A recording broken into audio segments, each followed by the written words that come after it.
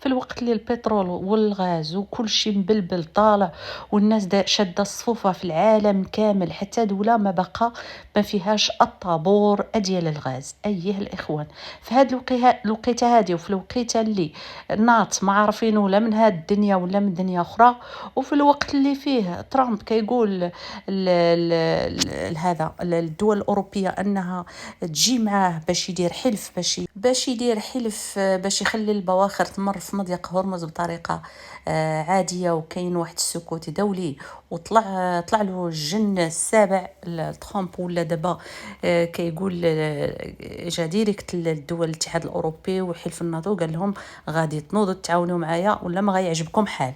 اي في كل هاد الاوقات هادي وفي كل هاد الظروف هادي كاين واحد الضجه واقعه في موريتانيا. ايها الاخوان، في موريتانيا، حيتاش الموريتانيين خرجوا وداروا واحد الطلب غريب عجيب، هو اللي غادي نهضروا عليه، الا وهو الانضمام للمغرب.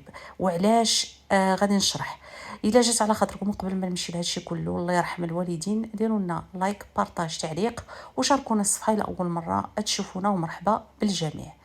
المهم كيف قلت لكم، الموريتانيين يعني جمعيات حقوقية، كذلك يعني مناضلين ومطالبين بضرورة الانضمام إلى المغرب. أيه باغيين الدولة ديالهم ترجع للمغرب، ترجع لمكانها الأصلي والسيادة الأصلية ديالها.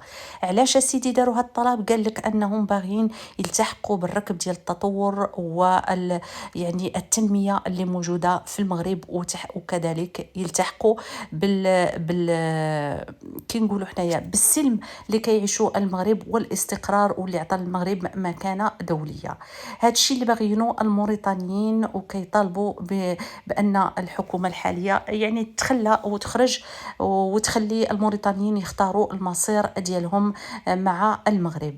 هاد الشيء خوتي راه كان هذه واحد 4 ايام ولا 5 ايام قبل ما يخرج هذا الطلب، راه كانوا خرجوا الناس للشوارع وكينعتوا الرئيس ديالهم انه سرق لهم الاموال، وان استطاع تم السطو على خيرات موريتانيا، وان موريتانيا ملي استقلت ما عمرها دارت خطوه للقدام، وبالتالي ان الانضمام للمغرب هو الحل الوحيد، لان غادي يرجعوا يعني الاصل ديالهم. اذا الانضمام للمغرب هو الحل الوحيد باش انهم يمشيوا القدام، وان البلاد ديالهم تعرف واحد النوع ديال التطور.